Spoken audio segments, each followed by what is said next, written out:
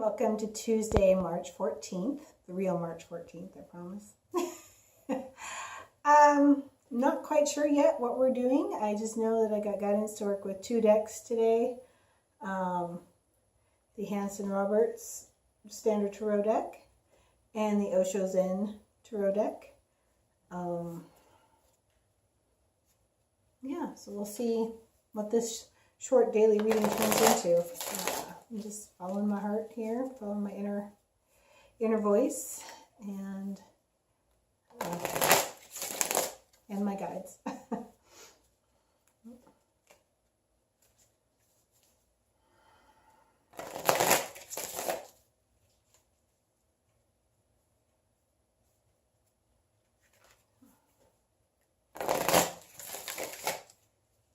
I've shuffled the Osho Zen deck.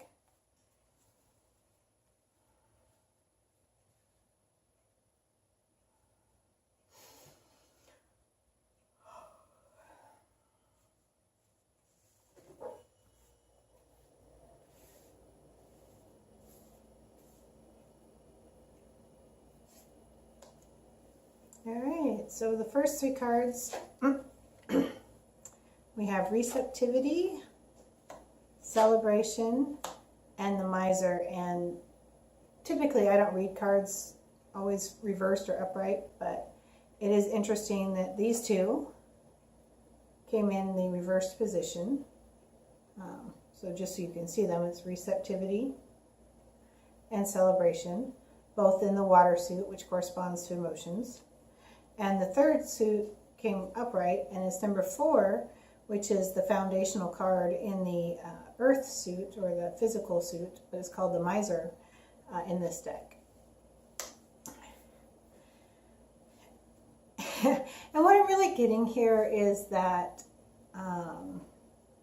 individually there are several of you who will watch this, who will resonate with this, but also on a larger energetic field, we've gotten distracted by a little bit of chaos going on in the world, the things going on around us, and we've turned off or turned down our ability to receive and celebrate in the moment, and fear pictures and chaos are coming up, causing us to want to hoard and hold on to that what we have, and not share our gifts, share our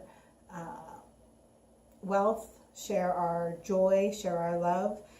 The miser often refers to the physical things such as money, home, things like that, but can also, I'm just seeing here where it's also very clearly the abundance that you have inside, and we're not looking at all of the things we are blessed with, and we're not allowing more to come in because we are focused on our fear and holding tight to what we have and not sharing, and that just, it stops the flow. It really, it's like putting the brakes on and holding on tight. There's a proverb about you can't, receive more in this hand if you won't open it. If you're holding on to the penny you have, you can't open it to receive more abundance. And so it's just kind of the energetic play going on there.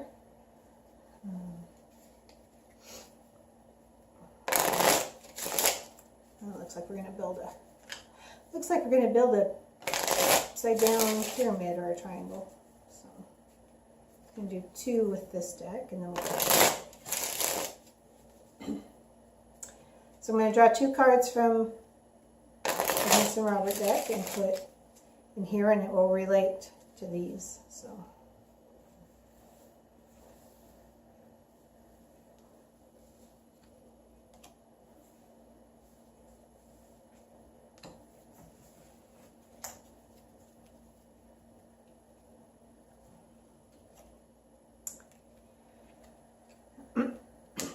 And we have 2 major arcana cards. The first one, again, comes upside down, same as this.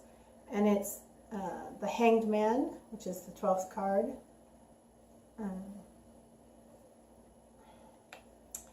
And the Empress.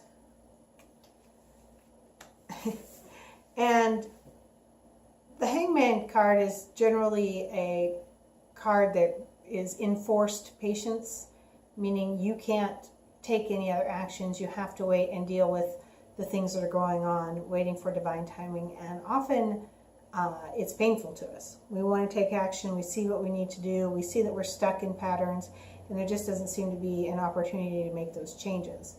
And the key there is that there are opportunities. You're being presented with them all the time.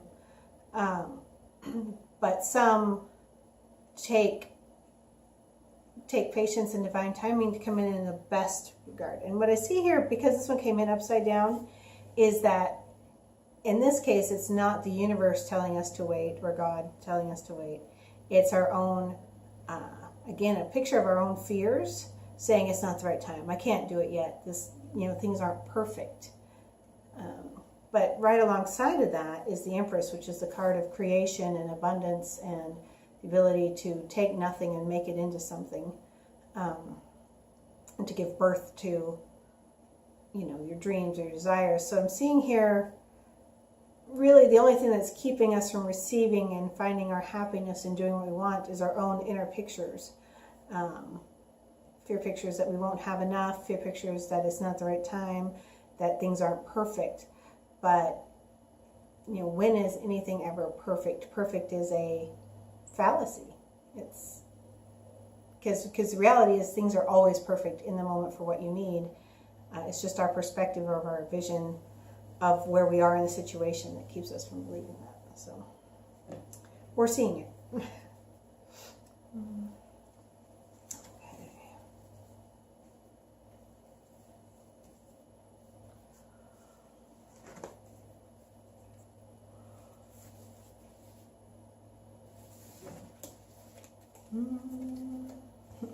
This last card is being a little bit trickier.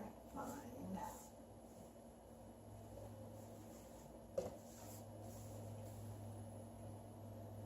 Again, I'm feeling energy with my hands, using my palm chakras and my fingertip chakras.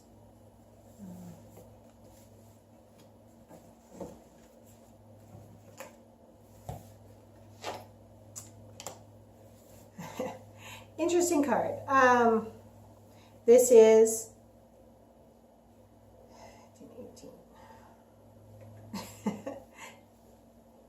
This is the 18th card in the major arcana in this deck, which we saw yesterday in the daily reading in a different deck as Confront.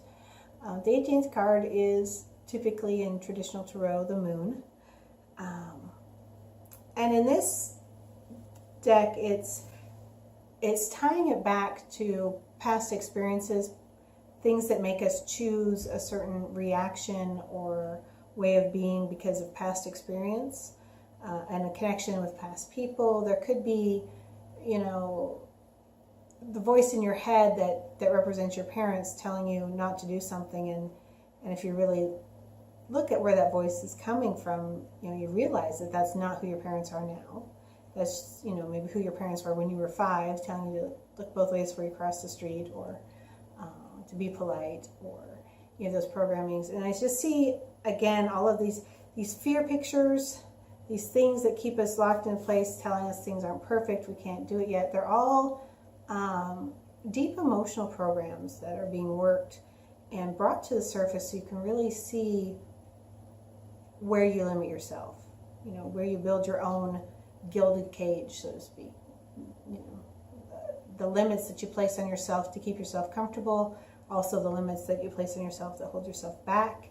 I recently posted a video made by a different gentleman, but spot on, about ego being a very protective voice that you've created for yourself. It's not your voice, it's something you created to keep you safe, and it operates on different paradigms. So I do encourage you to go back and check out that video if you're wondering what I'm talking about. But as it relates to this is just all of the self-imposed limitations, self-imposed fears, self-imposed reasons why we can't do something.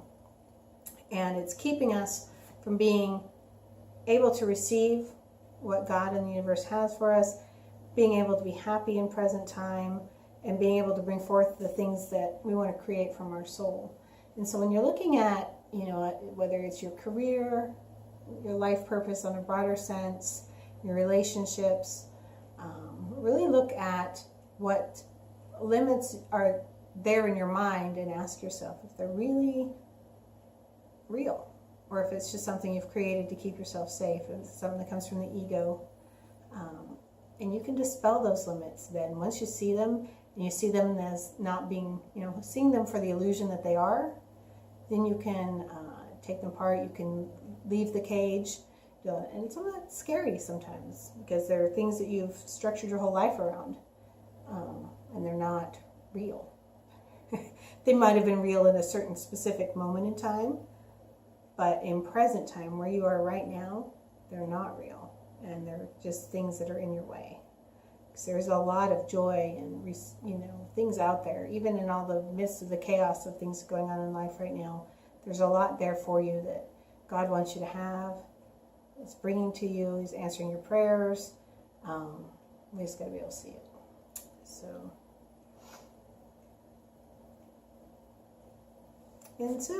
Okay. One way to help us do that, it looks like, will be, never fails. This is the 20th card in the Major Arcana, Judgment. In some decks it's called Life Review. And I really, again, what I was just speaking to, taking time to go back and looking at the structures that you're living your life by, the limits you have imposed, where they come from, what you're ready to let go of, what you're ready to say, I am brave enough, strong enough, smart enough to do this, I'm going to do it. And appreciating all the things that you've experienced in the past, because without experiencing all that, you could not be where you are today. So any pain, take time to appreciate that moment and the lessons you learned from it. Any joys, the things that let you know that life is beautiful and wonderful and you want more of that, take time to really say hello to that. And take time to really look at, actions and the consequences they had. Because we all have free will. We can choose any moment to be miserly and trapped, or to be receptive and creative. And we are free to choose in any moment to have help and guidance, or to go it on our own, to ask our friends for help, or to be alone. All of those things are our choices, and we are free to choose them. We do have to live with the consequences of those choices. And that's where this card is coming from. It's not about picking on yourself or judging against yourself, but it's looking back, reviewing, having discernment, and noticing where some of these limitations, programmings, constraints, connections come from. So, all right. And that is our daily reading. Obviously, it was a much more complex reading today, not a single card, but rather a story. And it's interesting because some days it's just a simple card, and other days it's got to tell more of a story. So, and as of always, tomorrow will be the Places of Opposites reading, so I look forward to seeing you then. Happy Tuesday.